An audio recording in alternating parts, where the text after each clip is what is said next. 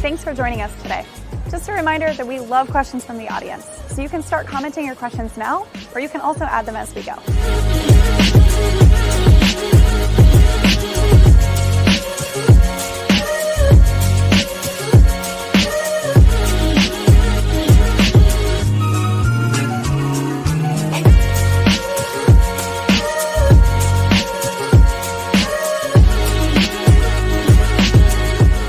I'll be right back on to welcome our guests to the show.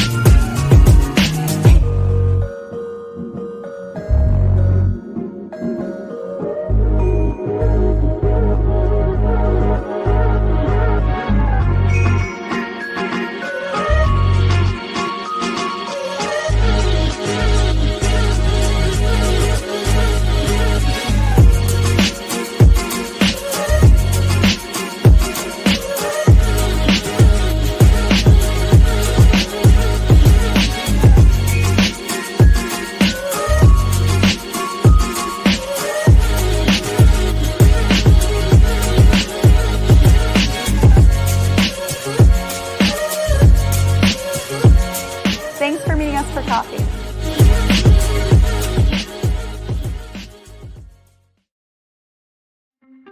Watco Logistics makes supply chains simple. Whether it's rail, road, river, ocean, or intermodal, they manage your supply chain with efficiency and care.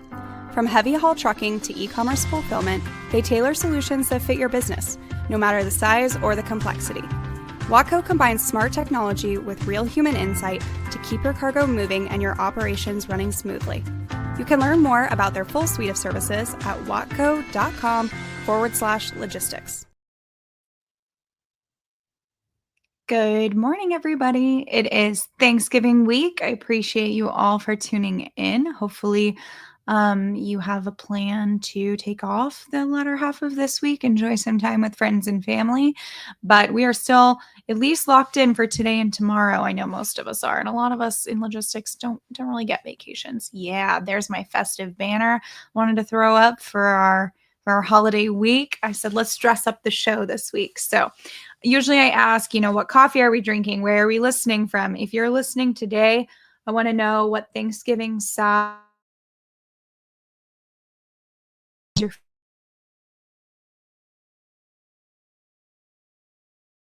I'm a big sweet potato fan, sweet potato casserole, yams, pretty much in any form. I'm here for it. So they get a lot of hate around Thanksgiving, and I have to object to that. So let me know if you're listening in, what you're most looking forward to this Thanksgiving. What dish are you making, or do others make in your family that is kind of the highlight of your week? I have a really awesome guest coming on the show this week, a new face and name to me, and excited to hear more from him and learn about his insights. Real quick before we get to that, housekeeping announcement.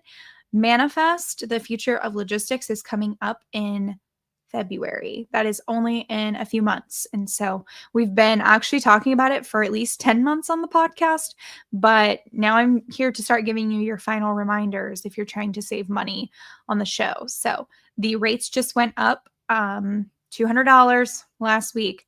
I have a $200 discount code. These get you back to what the rates were last week. If you guys go check out that discount code, save $200 on your registration. Please do that before rates go up again. And they're still cheaper than like the on-site rate or the final week to register. So hopefully you guys will be heading to Manifest in Las Vegas. I will have FOMO. I will not be attending this year. It's the first year the podcast won't be on site. We will be doing some podcasts beforehand. We're going to have Pam Simon on to talk about Manifest and some other cool things to help get you guys hyped up for it. But I will be on maternity leave, so will not be attending that one. Okay, without any further ado, I'm going to go ahead and bring on Aaron. Aaron, thank you so much for joining me today on the podcast. I appreciate it. Yeah, thank you for having me. I'm excited to chat. Absolutely. I have producer Aaron in the background and I have a guest Aaron on, and this is the first time. So I said Aaron there and I was like almost confused myself because we've got two Aarons sitting on the podcast today. So thanks for making the time. Important question before we can do introductions or get too far into this.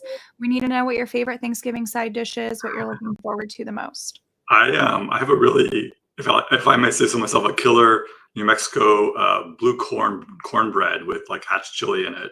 It's like just a little bit hint of spice, but I really like the gratiness of the blue corn. That's my highlight.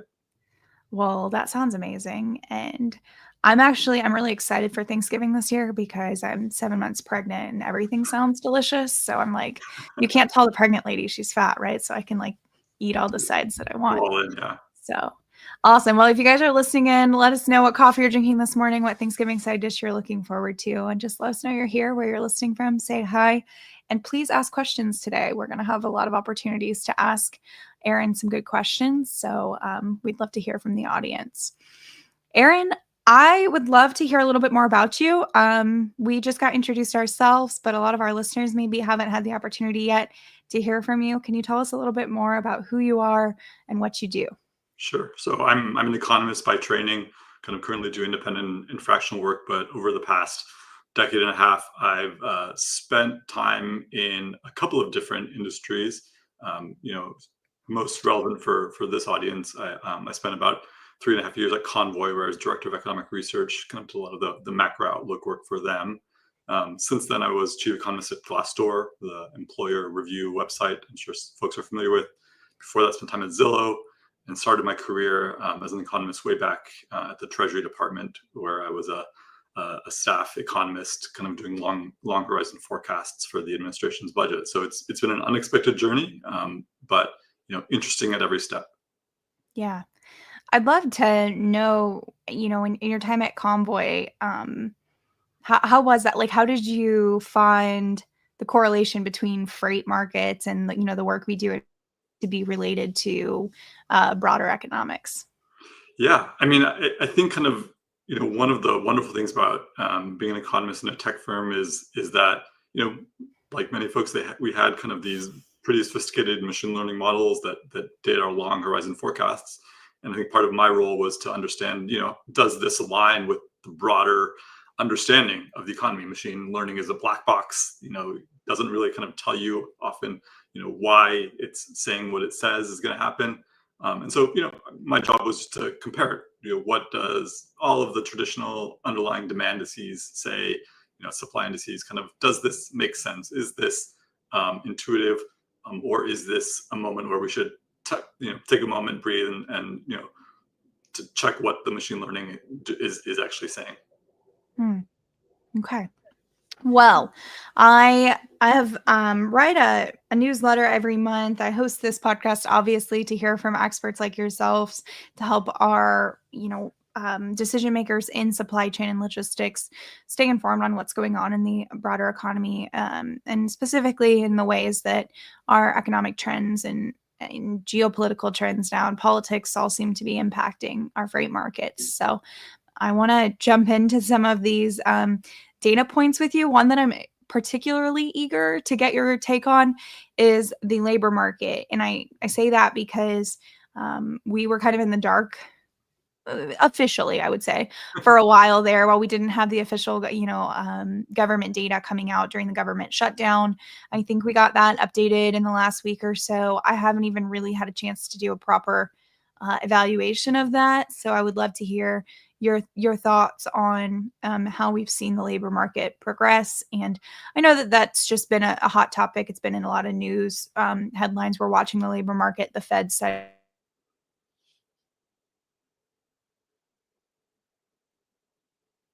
things. So would love to hear your take on what's going on. Yeah, I mean, I think the headline takeaway from the September jobs data. So we did get last week's jobs data for September. They were supposed to be released at the start of October. Of course, that was delayed, and so we finally got them. And the headline was that it was stronger than expected. I think most consensus forecasts for the total payroll growth, so that's W-2 jobs added economy wide, was in the low tens of thousands. I think kind of the range of estimates was mostly clustered around there. So a fewer estimates were negative. The actual number came in 119,000 positive. So triple digit thousands positive. That was a good number. I think much stronger than anyone had expected. Of course, the big story in the past few months has been revisions to backward months. So more data, kind of more responses, and kind of what that changes. And those were generally negative again. So both July and August numbers were revised downward. July very slightly downward. So it went the first published estimate was 73, and now it's 72. The August numbers were actually revised negative. And so it now looks like over the summer we had 2 months of contracting employment, both in June and August. We'll get one more revision of the August data. But that's with the payroll numbers. Unemployment rate inched higher. It increased by 1/10 of a percentage point from 4.2 from 4.3 to 4.4%. Officially, if you look at the unrounded numbers, so it actually was increased to 4.44. So a 1/100th of a percentage point short of being rounded up to a 2 percentage point increase. You can kind of do all of that. So it was a little bit more of an increase, I'd say, than folks expected, but still very low. If you think about a 4% unemployment rate, that's in the bottom decile of unemployment rates going back the past 60 years. It's still a very low unemployment rate. Overall, I think kind of the net takeaway was that it was a stronger report than expected. Some downward revisions to the past, and kind of I think it's a reasonable expectations that we'll get some downward revisions to that September number. All but 2 of the revisions over the past year have been downward. Any specific niches that maybe affect the labor market in the supply chain or logistics space more than others that you find interesting right now or that you're watching? Yeah, there was kind of, I think, a notable soft spot in hiring was in the transportation sector, particularly kind of a big negative number on warehousing and storage employment, smaller negative number on package delivery, parcel services, and also kind of headline trucking jobs.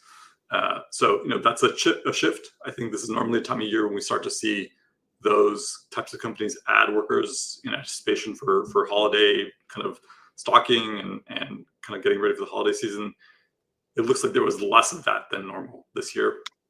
Yeah, we can go into. Do you think it could have something to do with the fact that, I mean, I'm thinking warehousing, e-com, could it potentially have to do with the fact that we feel like we need less seasonal labor if we got ahead of things this year? Absolutely. We brought in so much so early. We've had time to kind of prep and work through this. I think that's a big hypothesis out there, is that, we had that unexpectedly strong kind of trucking jobs number and warehousing jobs number in June and July.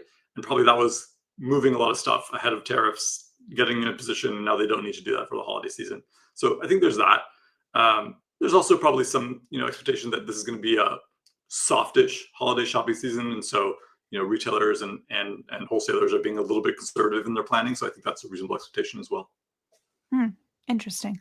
Yeah, I've been curious to kind of see how the e-commerce side is going to play out. And I guess a question in regards to that is we've still seen pretty strong numbers in consumer spending on goods. Are we expecting this kind of retail holiday season to show any signs of weaknesses, or should we expect to see a pretty on track holiday season? Yeah, I mean, I think that's the big question. We did get retail spending data for September this morning, and it showed like a little bit softer. It was softer than the consensus, so that's consistent with this hypothesis out there that consumer finances are strained, and with the labor market shaky, perhaps they're being a little bit more cautious than they were in the past couple of years. Um, you know, you and I've talked about kind of confidence data kind of being kind of really struggling and kind of as low as it's ever been. That said, the dollar spend credit card swipes are still up. You look at data from Bank of America, from Mastercard, and they suggest consumer spending is up around 4% ish, a Yeah. year after inflation. That's a percentage point and a half, so that's still positive, real after inflation territory. So that's one of the conundrums out there. There's a great quote from the chief economist of UBS, the investment bank, who says, "Never short the hedonism of the American consumer. Americans kind of spend in good times and bad," and that's been the steady theme throughout the past century. Yeah. I know we used to use, consumer sentiment to tie to what we could expect from actual consumer behavior. But I've written in it, and it seems like the quote you just said there, it just seems to be the two measures are drifting farther apart from each other these days. They are, and just to add an exclamation point to that credit card data, the Federal Reserve Bank of New York published data on credit card balances, and I think the interesting thing in that data was that total credit card balances increased, so Americans are carrying more credit card debt, but the total number of accounts increased faster than the number of balances, which means the average balance per card decreased a little bit. So what Hmm. that tells me is that Americans are opening up more cards, and so their total debt has risen, but more importantly, they're carrying that debt across more credit cards, and I think that's just like an interesting strategy that people tend to do when when things are tight. You balance your debt across different sources. Sure. Yeah, and I know there's also been, I think, credit cards are kind of trying to entice people to get back to using some credit cards. We had a lot of cash that people were using. I know, speaking personally, we're seeing my husband and I have been seeing some attractive like airline points offers and things like that coming out for opening new cards. So some things we're looking for. Good morning, Cody. Thanks for listening in. And I couldn't love this comment more because stuffing and pecan pie are like two of my favorite Thanksgiving foods. Pecan pie specifically is like my dessert for Thanksgiving that I wait for. My mom said this year she wanted to make a chocolate pecan pie, and I said Right. that won't be pecan pie. That'll be Oh chocolate pie no, with pecans on I think top. you're going to regret that statement. It's good. No, I just want the classic pecan pie. And then, um, yeah, actually, Cody, interesting. I saw a post he made the other day about a lot of rain that's been affecting like Yuma and produce season and stuff like that. So we have weather at play right now too. But then he said soft Q4 demand has been weak and produce has had nothing but problems in both California and Arizona. Interesting that that demand has been weaker than usual because usually food is like one of the things we can count on as being a constant around the holidays. Yeah. Moving. Yeah, I mean, obviously, kind of food is one of those goods that you don't necessarily buy less of. You maybe shift kind of the types of food that you buy as your finances get tight. I did an analysis about a month ago that for a company called Life 360 that shows visits to discount grocery stores have been rising, and Oh yeah. over the past year. And so I suspect kind of some of what's happening in the produce again. People can't really buy less of the food that they need to eat, but they can buy it at different places, and so we are seeing more folks visit discount grocery outlets. Yeah, absolutely. Anybody has, questions or specific questions around produce season, Cody would be a great resource. His company, they're experts in that space, and Cody's been in that arena for a long time. So definitely keep up with what he does. He also has a podcast. So hey, Look at that. fellow podcasters. Um, we mentioned tariffs. We mentioned them being the reason for things getting pulled in early. I would kind of like to know your thoughts. Not, I mean, obviously tariffs are something that's been evolving, a reason for a lot of this uncertainty. Maybe we talk about uncertainty in a little bit, but I'd like to know about your thoughts on are they inflationary or not? Have we seen any evidence yet to say that tariffs are going to have an impact or some type of shock on prices or inflation? And is that going to ultimately, kind of trickle into more important decisions like what the Fed is thinking or how people are able to spend their dollars? Yeah, I mean, obviously, this has been the topic of 2025, and I think, personally, it's been satisfying to see how the conversation has just become a little bit more thoughtful, a little bit more nuanced over the course of the year. You think back to February and March and April, kind of, I think you saw kind of arguments like, oh, it's going to kind of shoot up inflation up, or oh, it's not going to have any effect. And the reality is probably somewhere a little bit muddier in between, kind of those two clean theoretical outcomes. And so, sure, companies want, to the extent that they incur tariffs, and there's been this kind of, I call it a Swiss cheese implementation. It hasn't been monolithic. There's been carve outs, there's been exceptions, there's been delays. And so, to the extent that they actually do incur tariffs, they may not choose to pass them along initially. They may think that their consumers will balk at that and walk away if they have another option. They may, choose not to have that conversation if they think it's going to be temporary. Anyone who's done a pricing conversation with a customer, knows you don't kind of push through a price increase until you're sure you absolutely have to. And if there was, some world where, they thought that the tariffs might be kind of reversed or kind of Which is back. possible, right? Absolutely. So I'd say that's a very viable Yeah. thought process right now, right? They delay alienating those customers. And so, I think, again, there's all of these strategies that, they may not kind of get pushed through or pursued initially.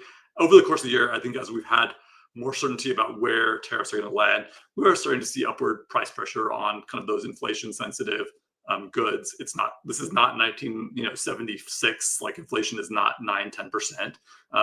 The reality is this is not happening in a vacuum. Kind of there are a handful of inflation sensitive goods that are being subject to tariffs, but they are a small part of headline PCE or CPI inflation. The big categories of inflation, things like housing, things like energy, are modestly deflationary right now. Kind of home prices and rents are kind of down. Energy prices have been pretty muted. So I think you have to think about like that.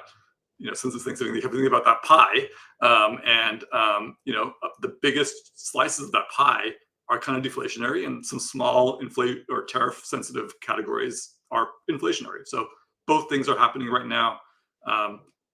I've certainly kind of noticed a few emails or kind of announcements at stores recently that prices are we have to increase our prices for coffee or for whatever.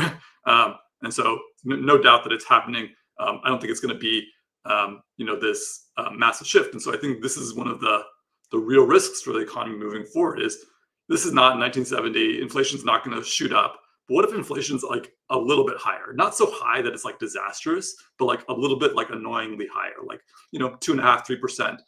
That is not something that shifts policy. That's not something that dramatically reverses business decisions, but it erodes kind of gradually, slowly, purchasing power. And so I think that's the real risk over the next 24 months or so. Not that we're going to get inflation that's 10%, but that inflation is going to be steadily at 2.5% to 3%. Yeah. Let me ask you, is that necessary though to hit a reset? Because what I remember covering a lot throughout 22 and 23 was like wage growth is too hot. Wage growth is too hot. Like this isn't sustainable for businesses to continue to compete for labor and talent like they were having to do.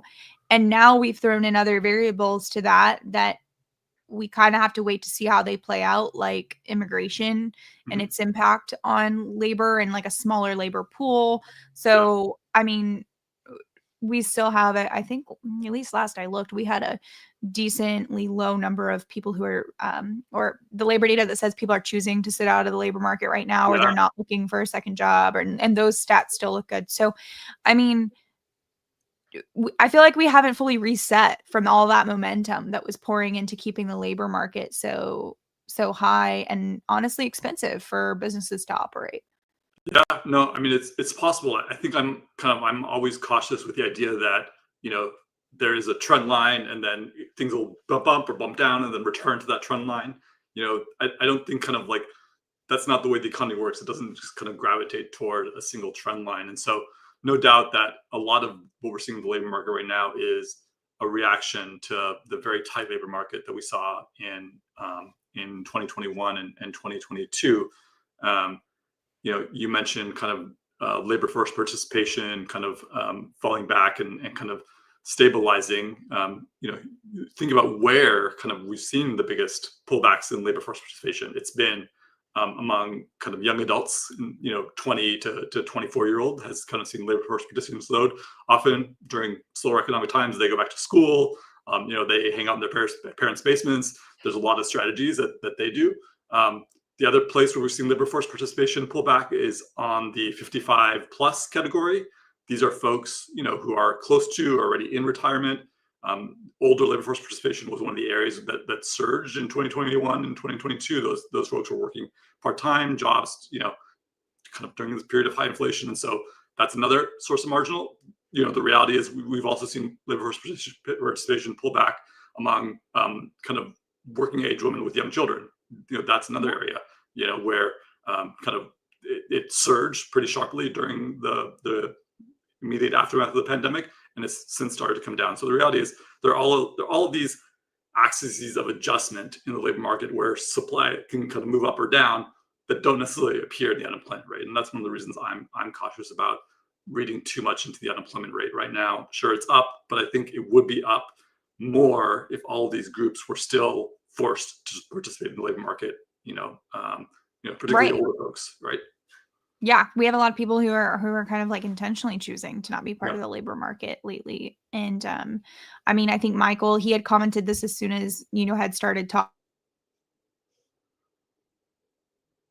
and I thought that it was, you know, that we were getting to a point where minimum wages to get people in to work was getting just kind of unsustainable. And you were literally seeing, you know, signs on warehouses or it's like 25 an hour and the other one would put up like 27 an hour. And it was just, you know, competing for labor because we didn't have enough of it during the higher times. And so people get paid more, they feel better about spending more. And that was driving a lot of this consumption too. So I'm just curious, you know, I think we're somehow trying to reset still and figure out what is, you know, wage growth look like going forward, what is acceptable in inflation, to your point, going forward. I do want to ask, this is actually an interesting question here. David asked, do you have a perspective on what the build out of new data might mean for us in logistics or just for us as consumers in the years ahead? And then he said, also green bean casserole for the win at my house. Couldn't agree more on that one for your Yeah. sides. My mom makes a great green bean casserole. But I'm curious about this actually. We right here in Kansas, not far from me, Panasonic put in a huge data center. It was a multi-year project. Mhm. A lot of construction contracts in our area benefited from it. A lot of materials went into it. Lots of new jobs were created around that. But we're seeing, I mentioned it briefly in my recent newsletter, how we actually seem to have a government right now that is trying to make sure America is positioned to lead in the AI game, in the AI space, if you will. And we're trying to encourage through a lot of means, actually, less policy restrictions and more, and even I think lower tariffs are targeted towards the materials needed to bring in for these data centers. So what is that going to mean for the American people as we create more data centers? Yeah, I mean, obviously, kind of building a data center is an enormous kind of demand shock to any community for kind of labor, for resources, for bringing those materials in. So, you know, construction is one of the most GDP positive activities that we do in our economy. Building kind of commercial facilities, building industrial facilities, building residential kind of houses and apartments. You know, that is a huge boost to GDP. And so I think no doubt near-term positive shock as that infrastructure gets put into place, you know, that demand lift kind of diminishes over time. You know, obviously there's still some labor demand when it goes to operating and maintaining those centers, kind of maintenance and repair. You know, Obviously, the energy infrastructure that kind of goes to power those is an ongoing source of labor demand as well. Kind of, you know, I think perhaps like the more interesting part of the AI data center is how it's spilled over to other kind of parts of the economy. I've kind of talking to local business leaders up here in Western Washington. They talk about how the boom in data center building in Eastern Washington pulled a lot of skilled electricians and kind of skilled laborers kind of over the mountains to work on those, and that kind of pulled labor away from residential construction here. Fortunately, kind of it came at a time when residential construction was in a little bit of a lull because of high interest rates. So, in some ways, kind of that was able to offset kind of weaknesses in labor demand and keep those folks working. I guess the question is now what happens, after construction is done. Where do those folks go next? Particularly if housing and residential construction stays, a little bit in a funk like it's been. Hopefully not. Any thoughts on that for us? Any thoughts on residential housing and what's holding it back right now and what we would need to see to turn that around? I think that, Jason Miller said it on my podcast, and I tend to agree that he says we really need to see some like health return to residential housing to see freight volumes improve. Yeah, no doubt. Kind of, you think about the number of truckloads that goes into building the standard house. I think, don't quote me on this, I have to reach back my memory to my Convoy work, but there's something like nine to 11 kind of full truckloads that go into building kind of every single house. That doesn't add on what goes to fill that house with stuff. So housing is a big question mark, and I think it's struggling right now because on the one hand, high interest rates have put a weight on buyer demand and also supply. Kind of people just can't sell because they can't move into a bigger or nicer house. So high interest rates have really put a damper on activity. For the first time, we're starting to see new home prices fall below existing home prices. This is kind of a shift that we haven't seen, I want to say, in something like 50, 60 years, kind of where the premium on new construction disappears. That's really interesting. I mean, I have to just echo that because we're considering moving in the next year or so. And I was talking to the builder, there's lots going up right next to us. And we could build, 5 bedrooms plus for cheaper than we can buy what's available on the market in that range by 20%. Yeah. So it's a really interesting time in my mind, to be thinking, why would this not be spurring more new builds? Yeah. And so, I think kind of the worry on my mind is again, what's happening in interest rates. We go back to this conversation about what's happening to long-term interest rates, the idea that, okay, the Fed will lower its benchmark interest rates maybe a couple more times, but the 10-year Treasury is up, kind of 30-year mortgage rates are up for, a lot of different reasons, because of the scale of federal debt, because of the Fed kind of reducing its pandemic and 2010 era bond buying.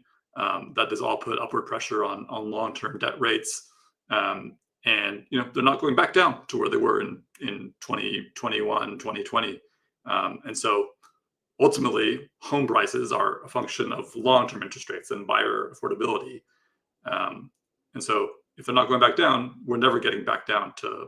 We're going to get back up to the prices we saw in the peak of home buying during the pandemic.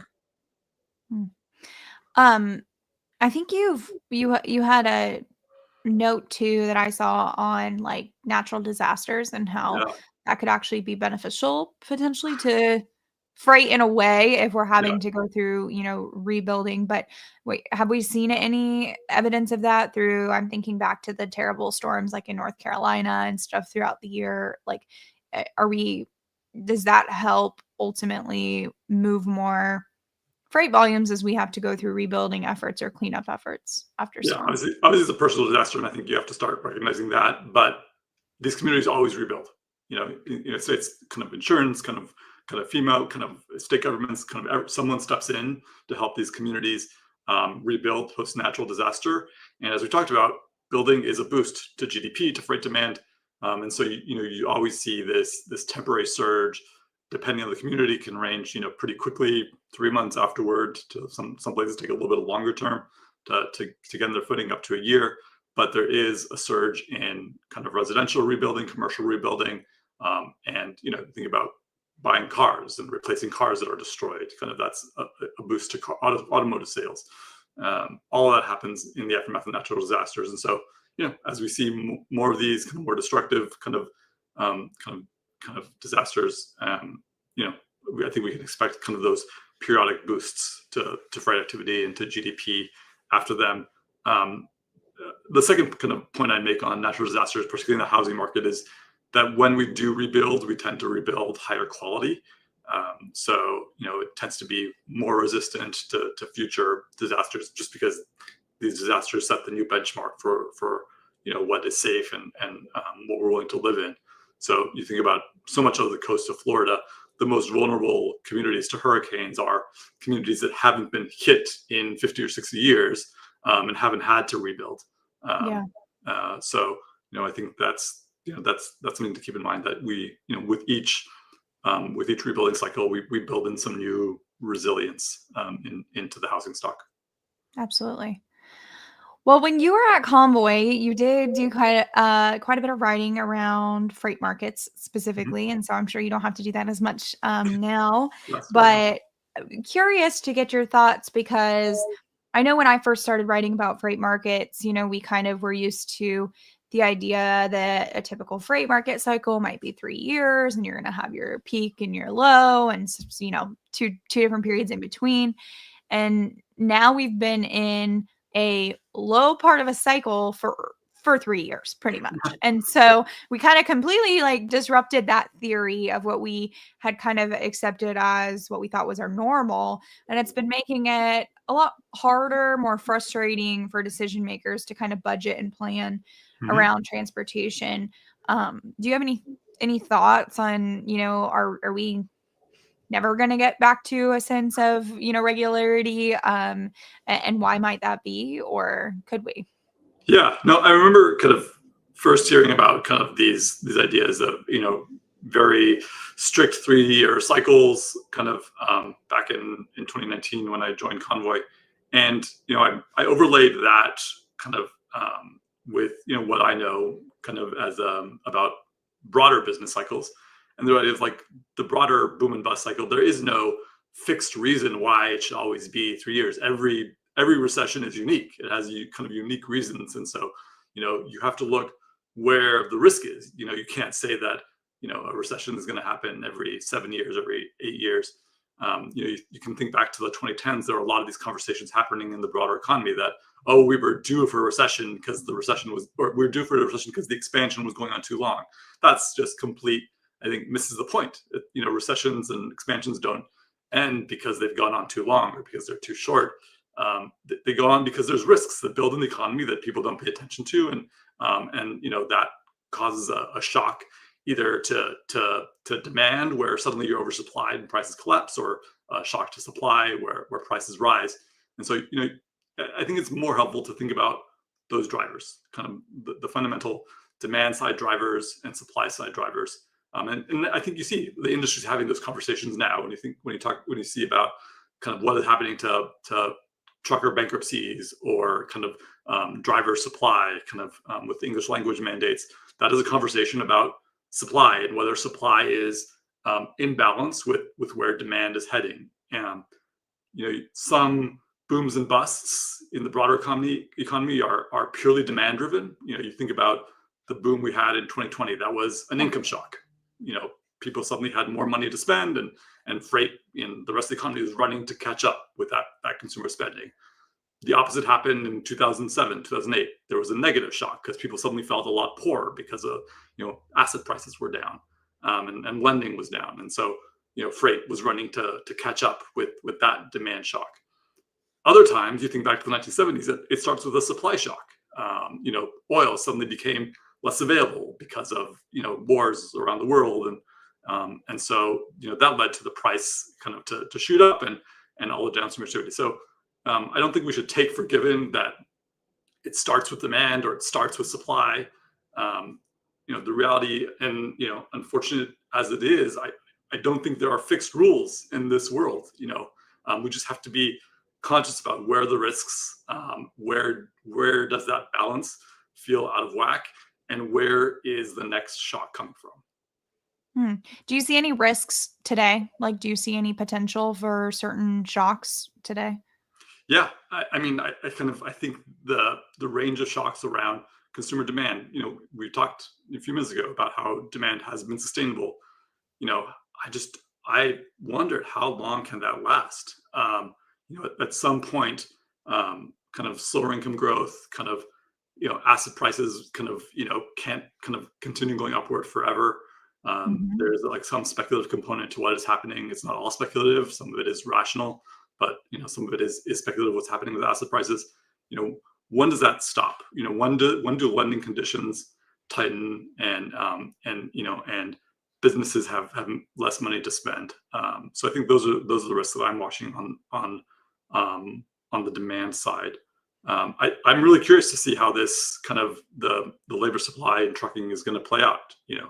This has been one of the big questions that I think economists have grappled with for decades. Is what do kind of immigrant workers do to labor supply and wages, and I think we're seeing a natural experiment right now in that space. So to watch that Yeah, data right. And is to going to your be point, fascinating. it's all about risks. And, you kind of mentioned like risks that grew that were kind of not fully realized until here we go, here are the effects. And that's even more likely probably to happen when we're really playing with the unknown, right? Like we haven't seen change to immigration policy like we've seen recently Yep. in a long time. We don't know what this is going to do in our modern economy. We don't fully know what the impact of AI and all of this investment in tech is going to do. And like you said, I'm not too into this, but I've seen the headlines for asset prices for the stock market, for gold, for silver, for Mhm. things that have been going up, and you kind of wonder what happens like when we find Yep. this ceiling and we begin the downward climb. That doesn't ultimately sound positive for freight markets, right? If our risks are building towards some type of pullback again. And then that makes you wonder, like you said, what happens with supply that's already under pressure and could face more pressure. So I mean, I think kind of my sense of freight folks is that they navigate risks, good or bad, and kind of keeping pace with those. That's is what kind of the job is all about. But we build our expectations of how the future is going to unfold based on these things that we've learned from past models, from past experiences. And I just always think it's worth asking ourselves, what assumptions are baked in to those past models? What assumptions are based into those past experiences that might shift? So it's always ask yourself, kind of what assumptions um, are shaping my expectations of the future. Sometimes we're not fully aware of those. yeah. Well, awesome. I know we're kind of getting past our time here. So I would love to ask for any kind of closing thoughts that you have, or maybe advice you would leave people with as they're, a lot of people have been working on kind of Q4 planning, thinking into 2026 and how they should be thinking about business, the economy, what might be going on. Do you have any kind of parting words of wisdom for our listeners? I don't know. I feel like I've been, in the forecasting business, about a decade and a half, which is kind of long, but not that long. And it's just been a wildly humbling experience.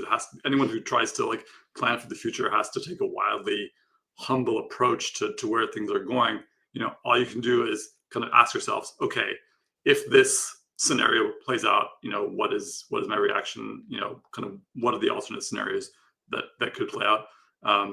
A big part of forecasting is seeing around the corners and kind of getting an early sense. But I think a bigger part of my experience is adapting to kind of that reality as it gradually comes into focus. And so being able to move quickly, adapt in real time. That's in my mind more important than pretending to have a perfect crystal ball of how the next year is going to unfold. Yeah. Yeah. Well put. Thankfully, for a lot of us in logistics, we seem to be a pretty resilient group and pretty flexible group. I know the last 5 years has really stretched the boundaries of what we thought was possible when it comes Absolutely. to adapting to changing environments. So, Yeah. um, I'm still optimistic for a lot of the players in our space and a lot of the businesses in our space that have really leaned into kind of building in that flexibility through better technology, better operational improvements. So, I'm still kind of, I think for some it's going to be a tough road ahead. And I think for some there's a lot of opportunities still to find growth. So it'll be an exciting year in 26. We'll see how things play out. Hopefully. Well, Aaron, is there any way that people could connect with you, hear your work more often? Are you publishing work anywhere that people could subscribe or follow? What are some ways we can connect with you? Yeah, I'm on LinkedIn. Kind of that's where I kind of publish my perspectives and kind of research that I find interesting and share other folks as well. So if you have research or findings that you think are kind of cool, please share them as well. And that's where you can find me and see the work that I do. Awesome. Well, thanks for taking time out of your Thanksgiving week to join us. There's my festive banner here again. So looking forward to a relaxing holiday. And I appreciate you for being here. Thank you for inviting me. It was fun. Absolutely. And thanks everyone for meeting us for coffee today. Thanks so much for meeting us for coffee. I'm so excited to be partnered with Watco as our show sponsor. Not only was Watco founded in my home state of Kansas, but the solutions they provide are, in my honest opinion, unmatched. If you have questions about Watco, you can scan this QR code to connect, check out the link in the episode description, or you can shoot me a message on LinkedIn directly, and I'm happy to talk more. If you enjoyed today's show, I'd love if you could leave a rating on your platform of choice. We'll see you next time.